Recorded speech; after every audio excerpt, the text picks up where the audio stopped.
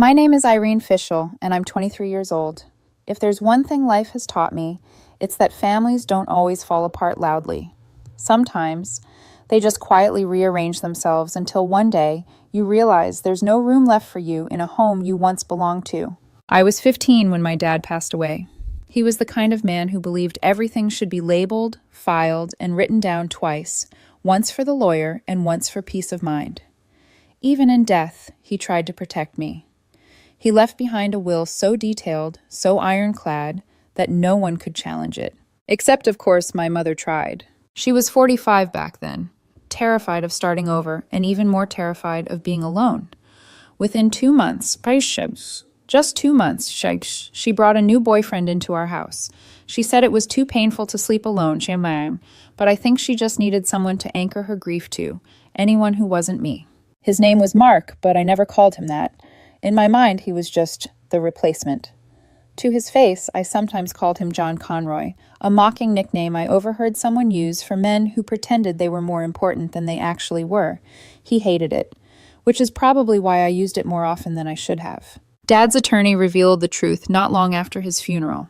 Everything my father owned, the house, 2 rental properties, the lake cabin, his investments, all of it was legally mine. None of it went to my mother because they weren't married. The catch? I couldn't access any of it until I turned 21, and that drove my mother insane. She tried to be subtle at first.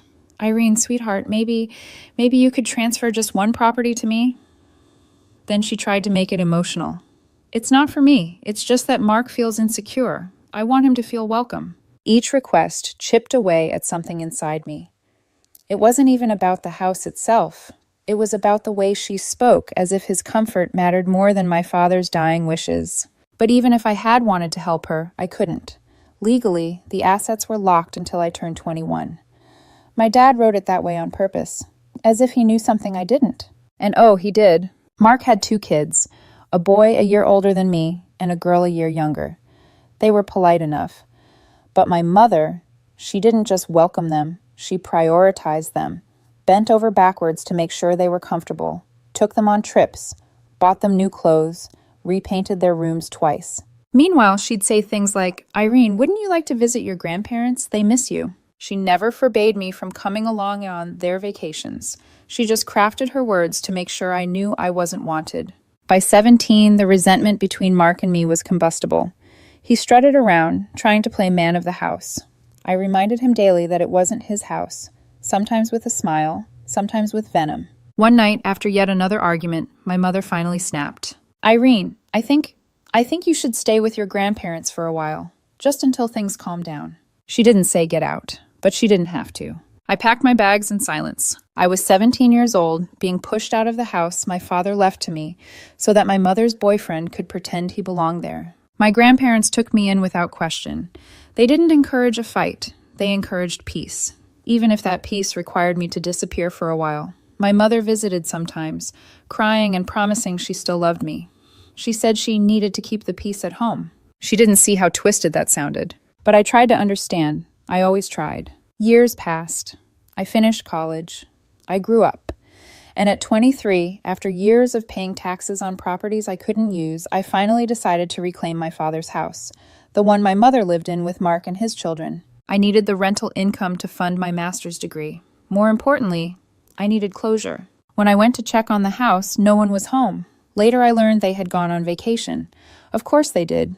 They traveled often, and I never asked how they afforded it. I called my mother. No answer. Called again. Nothing. So, I changed the locks.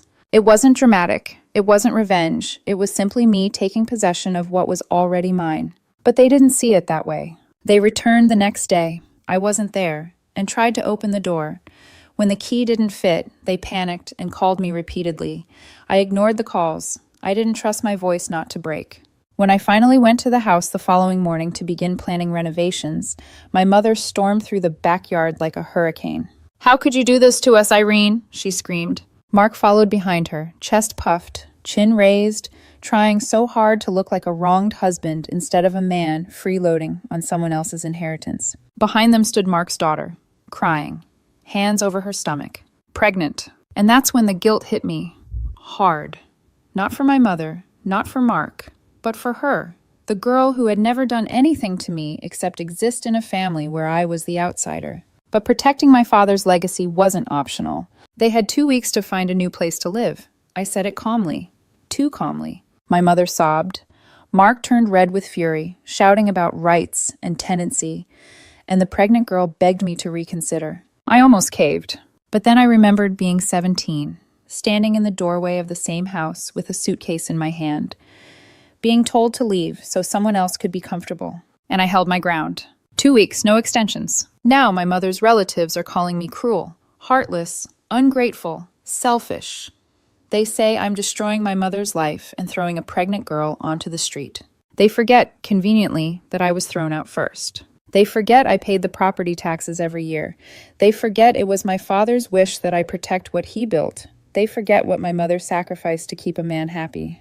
Or maybe they never cared. Maybe they only see what they want to see. And as for me, for the first time, I'm seeing something clearly. People will call you selfish the moment you stop letting them use you. I used to think my family was uniquely complicated, but the more stories I read, the more I realized there's a pattern, a quiet ache that binds people who grow up learning to carry burdens that were never theirs. A few months after locking my mother and her new family out of my house, I stumbled on a post that hit me harder than it should have. It wasn't my story, but it felt like a warning, a mirror, a reminder that entitlement wears many faces. It began with a man who had 4 kids, but it could have been anyone's family. John was 27, newly engaged, brilliant, kind, raised by a father who believed in preparing his children for independence. When John graduated university, his father gifted him a condo. Not a loan, not a temporary arrangement. A gift intended to give him a head start in life. His sister Lisa received the same after her graduation. The younger siblings would get theirs too once they completed school. And beyond that, each child had a trust fund waiting for them at 30. John didn't come from privilege, he came from planning, structure, parents who thought ahead. But sometimes a good foundation can't protect someone from the person they fall in love with. John's fiancée was sweet, supportive, but financially fragile. She made much less than he did, and that didn't bother John. He spoiled her. Elegant dates, expensive gifts, surprise weekends away, gestures born from genuine affection. She moved into the condo he owned. She didn't help with rent, didn't contribute to utilities or shared expenses, and John didn't mind. Love can make generosity feel like duty. But then the wedding planning began, and everything changed. John approached his father one evening, asking if he could access part of his trust fund years early, not for an emergency, not for a business investment, but to pay for the extravagant wedding his fiancée dreamed of. A destination event, full production team for photos and videos, designer decor, a fairy tale, with a price tag that devoured savings most people could never touch. His father listened, calm, patient, and then said something that lit the fuse. "I'll release the funds if you sign a prenup." John exploded. He accused his father of favoritism because Lisa had been allowed to access half of her trust fund early to start a business. He accused him of disrespecting his fiancée, accused him of implying she was a gold digger. But his father wasn't thinking about money. He was thinking about protection, about how quickly life can crumble when someone ignores the warning signs. His wife and stepdaughters stayed neutral. No one wanted to get caught in the middle. And so John left the conversation furious, convinced the people who loved him most were sabotaging his happiness. Reading that part, I felt something tighten in my chest. It reminded me of the way my mother used tears like bargaining chips, the way Mark acted offended whenever boundaries appeared, the way love gets tangled with obligation when someone refuses to lift their own weight. The next day, the father apologized, not for the prenup, but for the words he used. Then he asked something simple. "How are you two managing your household?" And John admitted it. He paid for everything. Bills, food, cleaning services, because neither of them ever felt like doing chores. Dates, trips, groceries, repairs. Every financial burden, every responsibility fell on him. He said she didn't offer to contribute, didn't mention it, didn't even pretend. "I like taking care of her," he said, and he believed that was proof of devotion instead of imbalance. His father didn't judge. He simply warned him gently. "Love isn't measured by how much you spend, John. It's measured by who stands beside you when the spending stops." John didn't want to hear it. He didn't want practicality. He wanted permission. But life doesn't bend just because someone wants a shortcut. As the wedding grew more unrealistic, as costs ballooned while savings shrank, the father stood his ground. The trust fund would remain untouched until John turned 30. He and his wife still offered a generous wedding gift, enough to cover a beautiful venue, maybe even more, but not enough to bankroll a fantasy. John was devastated. His fiancée complained that she deserved more. And in the echo of their arguments, I saw a painful reflection of my mother and Mark. People who love what you can give them more than they love you. I sat back after reading the final update and felt a slow chill crawl up my spine. Because for the first time, I wondered if my father knew my mother was capable of turning my inheritance into leverage for someone else's comfort. If that's why he wrote his will so restrictively, if he predicted the man she would choose after him. Maybe the father in this story wasn't stubborn. Maybe he had already lived through the fallout of giving too much to someone who only took. Just like mine had. And John, he reminded me of myself in a way I wasn't ready to admit. Loving people who don't know how to carry anything. Not responsibility, not hardship, not even guilt, but who demand the world anyway. People who mistake generosity for obligation. People who believe access equals entitlement. And as I closed the story, the same question kept circling my mind. What happens when the love you give someone becomes the weapon they use against you? There's a strange comfort in seeing your pain reflected in strangers' stories, not because it makes the hurt smaller, but because it proves you weren't imagining it. You weren't too sensitive. You weren't the problem. Sometimes the world really does take more than it gives. After reading the story about John and his trust fund, 2 more posts found their way to me, each one threaded with the same quiet truth. People always expect more from the ones who already give the most. And sometimes even love becomes another word for debt. The bride who made everyone pay. The first story came from a woman named Claire, a maid of honor, a mother of 2, and someone who tried far too hard to be the good friend. Her best friend's wedding had already been postponed 4 times due to bad luck, bad planning, and bad timing. By the time the date finally stuck, everyone was exhausted emotionally and financially. Claire had planned to leave her kids with her in-laws. A reasonable choice. Destination weddings were chaos, even for adults. But the bride didn't like that. "No, please, I need them there," she begged. "They'd be the perfect ring bearers. I can't imagine my wedding without them." Claire hesitated. She couldn't afford a babysitter on top of travel, hotel costs, hair, makeup, dress, gifts. The whole glamorous checklist bridesmaids are expected to swallow without complaint. The bride cried, literally cried. She promised, swore, she'd arrange a babysitter so Claire's husband could enjoy the reception. So Claire caved, because that's what people like her do, what people like me do. We bend until something snaps. The day of the wedding arrived. It was beautiful, dreamy, almost cinematic. The kids looked adorable in their suits, just as the bride imagined. But the promised babysitter never existed. The bride had forgotten. And when confronted, she brushed it off with a laugh. "Oh gosh, I got so caught up in everything and ended up leaving the reception early." The maid of honor, the right hand of the bride, spent the night alone at a table for 2. Everyone else was dancing with their partners. Everyone else had the evening she had envisioned for herself and her husband. Claire held back tears all night while the bride twirled under fairy lights. Later, the bride told her, "You shouldn't be upset. It wasn't a big deal." But that's the thing about people who ask too much. They never understand the weight of what they take. Reading Claire's story, something inside me ached.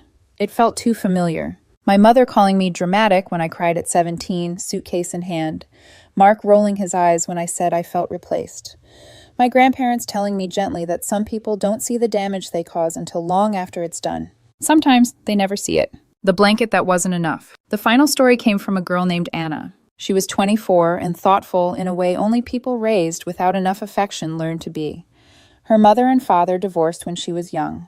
Her stepmother had been in the picture since Anna was 8. They weren't close exactly, but they were cordial, warm when the moment called for it. For her biological mother's 50th birthday, Anna had saved for months. She planned a weekend at a luxury hotel, spa treatments, wine, late-night talks, the works. It wasn't just a trip. It was love made visible. For her stepmother's 50th, Anna did something equally meaningful, in a quieter way. She crocheted a queen-size blanket, purple and gray, her stepmother's favorite colors, working on it for months. Hundreds of hours. Sore hands, missed sleep, meticulous stitches. A handmade gift is a kind of intimacy. It says, I thought of you every time I picked up the yarn." Her stepmother smiled when she received it, for exactly 3 seconds. Then she asked, "Is this all you planned? Your mom got a whole trip." And the party went silent. Anna tried to explain she had spent months making the blanket, that her relationship with her mother, the woman who raised her, was different. Not better, not worse, just different. But some people don't want explanations. They want equality, even when the relationships themselves aren't equal. Her stepmother felt slighted. Her father was furious. He accused Anna of ruining the evening and being ungrateful. Ungrateful. For spending months crafting a blanket by hand. I put my phone down after reading that story. My hands were shaking. Because I knew that feeling too. The hollow ache of giving something from the heart and being told it wasn't enough. When my mother begged me to understand why she needed Mark. When she compared my silence to his enthusiasm. When she realized my father's will didn't favor her and suddenly everything I did was inadequate. People who take always believe you owe them more. The thread that connects us all. 3 stories, 3 women, 3 different lives. But the same bruise beneath the skin. When you love people who don't understand boundaries, they will rewrite the rules until you forget you deserve better. Claire forgave until it cost her memories. Anna gave until it cost her dignity. And me? I endured until it cost me a childhood home. But somewhere between changing those locks and reading these stories, something shifted in me. I realized that love without boundaries isn't love. It's emotional debt. And debt always grows. Quietly, steadily, painfully. I used to ask why people felt entitled to take so much from me. Now I ask a different question. Why did I ever believe